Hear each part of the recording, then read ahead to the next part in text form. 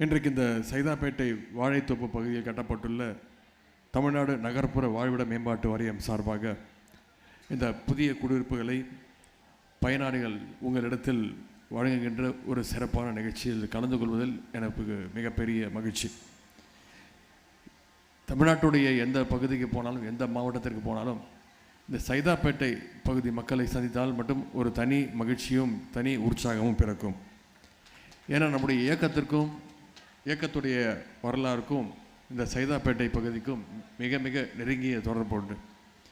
குறிப்பாக பெருமையாக சொல்லணும்னா, நம்முடைய முத்தமிழர் டாக்டர் கலைஞர் அவர்கள் 2 முறை சட்டமன்ற உறுப்பினராக தேர்ந்தெடுக்கப்பட்ட தொகுதி தான் இந்த சைதாப்பேட்டை தொகுதி. அப்படிப்பட்ட இந்த சைதாப்பேட்டை தொகுதிக்கு புகழ்பெற்ற பெருமை பெற்ற இந்த சைதாப்பேட்டை தொகுதிக்கு வருகை தந்து இந்த புதிய வீடுகளுக்கான அந்த ஆணைகளை கொடுக்கின்ற அந்த வாய்ப்பை எனக்கு அளித்த மாண்புமிகு அமைச்சர் அண்ணன் அன்பரசன் அவர்களுக்கும் மாண்புமிகு அமைச்சர் அண்ணன் மாசு அவர்களுக்கும் முதல்ல என்னுடைய பாராட்டுகளையும் நன்றியும் வாழ்த்துக்களையும் நான் தெரிவித்துக் கொள்கின்றேன். முத்தமிழர் கலைஞர் அவர்களால் தமிழ்நாட்டிலேயே குடிசை பகுதியில் இருக்கக்கூடாது அப்படின்ற ஒரு தொலைநோக்கு பார்வையோடு அனைத்தையும் திட்டமிட்டு செய்தார். இங்கே குறிப்பிட்டது போல் 1970களில் இந்தியாவிலே முதன் முறையாக குடிசை மாற்று வாரியத்தை உருவாக்கினவர் முத்தமிழர் டாக்டர் கலைஞர் அவர்கள். அந்த வாரியத்தை உருவாக்குவதோடு மட்டுமல்லாமல் தமிழ்நாடு முழுக்க இருக்கக்கூடிய குடிசை வீடுகளை எல்லாம் அகற்றிவிட்டு அங்கே கான்கிரீட் வீடுகள் அமைய வேண்டும் என்று அந்த திட்டத்தை தீட்டியவரும் டாக்டர் கலைஞர் அவர்கள் தான். குறிப்பாக தன்னுடைய தொகுதியில், இந்த சைதாப்பேட்டை தொகுதியில் 1970ஆம் ஆண்டில் இந்த இடத்துல, இதே இடத்துல அவர்தான் 448 குடியிருப்புகளை கட்டித்தந்தார். அந்த குடியிருப்புகள் பழசான காரணத்தினால இன்றைக்கி நம்முடைய திராவிட மாடல் அரசு, நம்முடைய முதலமைச்சர் அவர்கள் சுமார் 78 கோடி ரூபாய் செலவில் 504 புதிய வீடுகளை, குடியிருப்புகளை நம்முடைய முதலமைச்சர் அவர்கள் உங்களுக்கு கட்டி கொடுத்துருக்கிறார். அன்றைக்கி முத்தமிழர் கலைஞர் அவர்கள் உங்களுடைய அப்பா அம்மா தாத்தா பாட்டி அவங்கக்கிட்டலாம் இந்த வீடுகளை ஒப்படைச்சிருப்பார். இன்றைக்கி அவருடைய மகன் நம்முடைய முதலமைச்சர் அவர்கள் உங்களுக்கு இந்த வீடுகளை மீண்டும் உங்கள்கிட்ட கொடுத்துருக்கிறார். புதிய வீடு வேணும் அப்படிங்கிறது உங்களுடைய நீண்ட நாள் கோரிக்கை மட்டுமல்ல, அது உங்களுடைய உரிமை, உங்களுடைய பல நாள் கனவு. அந்த கனவை இன்றைக்கி நம்முடைய முதலமைச்சர் அவர்கள், நம்முடைய அரசு இன்றைக்கி உண்மையாக்கியிருக்கு. இப்படி அன்னைக்கும் இன்றைக்கும் என்னைக்கும் நம்முடைய கழக அரசு மக்களுக்காக, உங்களுக்காக தொடர்ந்து உழைச்சிக்கிட்டே இருக்கும். ஆட்சிக்கு வந்த இந்த 4.5 ஆண்டுகளில் கிட்டத்தட்ட 6000 கோடி ரூபாய் மதிப்பீட்டில் 52,000 வீடுகளை இந்த வாரியம் மூலமாக நம்முடைய முதலமைச்சர் அவர்கள் கட்டி கொடுத்துருக்கிறார். அது மட்டும் இல்லை, 18,50,000 பேருக்கு வீட்டுமனை பட்டாக்களையும் நம்முடைய முதலமைச்சர் அவர்கள் வழங்கியிருக்கின்றாங்க. இந்த வீடுகள்லாம் கட்டி முடிக்கப்படும் முறை நீங்கள் எல்லாம் வெளியில் தங்கியிருப்பீங்க. இங்கே அண்ணன் அன்பரசன் அவர்கள் பேசும்போது குறிப்பிட்டு சொன்னார், முதல்லலாம் அதற்கான உதவித்தொகை, இந்த வீடுகள் கட்டி முடிக்கும் வரை நீங்கள் வெளில போய் தங்கியிருந்தீங்கன்னா அதற்கான உதவித்தொகையாக ரூபாய் 8,000 ரூபாயை அரசு கொடுத்து வந்தது. நம்முடைய அமைச்சர் அவர்களும் உங்களுடைய சட்டமன்ற உறுப்பினர் அவர்களும் முதலமைச்சர்கிட்ட போய் இந்த 8,000 ரூபாய் என்பது பத்தாது மக்களுக்கு என்று குறிப்பிட்டு வலியுறுத்தியதால் நம்முடைய முதலமைச்சர் அவர்கள் அந்த 8,000 ரூபாயை 24,000 ரூபாயாக உயர்த்தி கொடுத்தாங்க. இன்றைக்கி கொடுக்கப்படுகின்ற இந்த ஒவ்வொரு வீடும் கிட்டத்தட்ட 300 ஸ்கொயர் ஃபீட் இருந்த வீடு இன்றைக்கி 410 சதுர அடியாக உயர்த்தப்பட்டு கொடுக்கப்பட்டிருக்கு. குறிப்பாக இன்றைக்கி நிறைய மகளிர் வந்திருக்கிறீங்க. அதனால் ஒரு முக்கியமான விஷயத்தை இங்கே நான் குறிப்பிட்டாக வேண்டும். முத்தமிழர் கலைஞர் அவர்கள் சமத்துவபுரம் திட்டத்தை அறிமுகப்படுத்தினப்போ அங்கே இருக்கக்கூடிய வீடுகளை, அங்கே இருக்கக்கூடிய அந்த வீடுகளில் தங்கியிருக்கக்கூடிய அந்த மகளிருடைய பெயர்லேயே ரெஜிஸ்டர் பண்ணி கொடுத்தாங்க. இன்றைக்கி கலைஞர் வழியில் வந்திருக்கக்கூடிய நம்முடைய முதலமைச்சர் அவர்களும் இங்கே ஒதுக்கப்படுகிற அத்தனை வீடுகளையும் அங்கே வசிக்கக்கூடிய மகளிருடைய பெயரிலே பதிவு செஞ்சு கொடுத்துருக்கிறார் நம்முடைய முதலமைச்சர் அவர்கள்.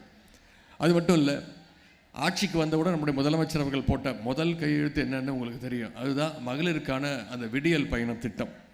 இந்த விடியல் பயணம் திட்டத்தின் மூலமாக இன்றைக்கி இந்த 4.5 வருடங்களில் மட்டும் 780 கோடி பயணங்களை மகளிர் மேற்கொண்டிருக்கிறாங்க. அடுத்து இன்னொரு முக்கியமான திட்டம், அதுதான் முதலமைச்சருடைய காலை உணவு திட்டம்.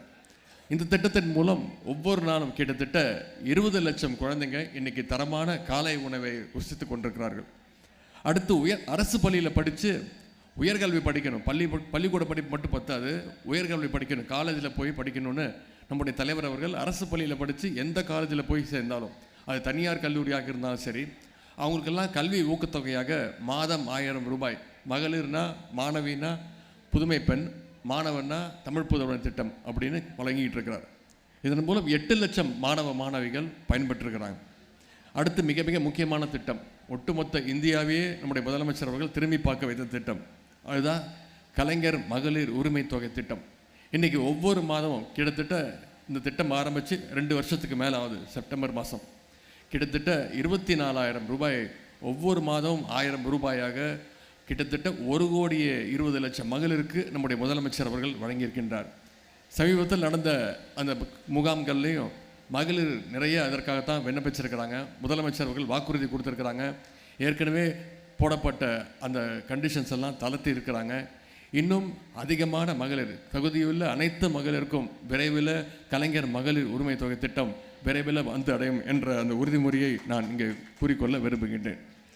இன்றைக்கி வீடு வாங்கிட்டோம், சொந்த வீடு கிடச்சிருச்சு அப்படின்னு நீங்கள் எல்லாம் மகிழ்ச்சியோடு இருப்பீங்க. அதோடு நின்று விடக்கூடாது.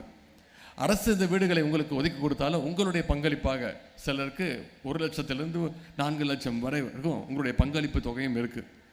உங்களுடைய நகைகளை நீங்கள் அடமானம் வச்சுருக்கலாம், உங்களுடைய சேமிப்பை நீங்கள் பயன்படுத்தியிருக்கலாம், உங்கள்கிட்ட தெரிஞ்சவங்ககிட்டேருந்து நீங்கள் அதை கடனாக கூட வாங்கியிருக்கலாம். ஆகவே இந்த குடியிருப்புகளை நீங்கள் இனிமேல் பொறுப்போடு பராமரிக்கும்னு நான் கேட்டுக்கொள்கின்றேன். குறிப்பாக தனியார் குடியிருப்புகள் மாதிரி உங்களுக்குள்ளேயே ஒரு அசோசியேஷன், ரெசிடென்ஸ் அசோசியேஷன் உருவாக்கி அதை முறையாக மெயின்டைன் செய்ய வேண்டும் என்று நான் கேட்டுக்கொள்கின்றேன். தமிழ்நாட்டை தலைகுனிய விட மாட்டேன் அப்படின்னு நம்முடைய தமிழ்நாட்டு மக்களை எல்லாம் ஓரணியில் முதலமைச்சர் அவர்கள் திரட்டுகின்றார்.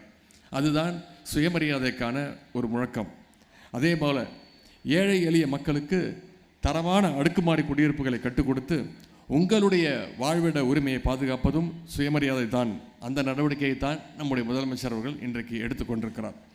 விளிம்பு நிலை மக்களை தலைகுனிய விடமாட்டேன் அப்படிங்கிற முதலமைச்சருடைய உறுதிதான் இந்த குடியிருப்புகள்.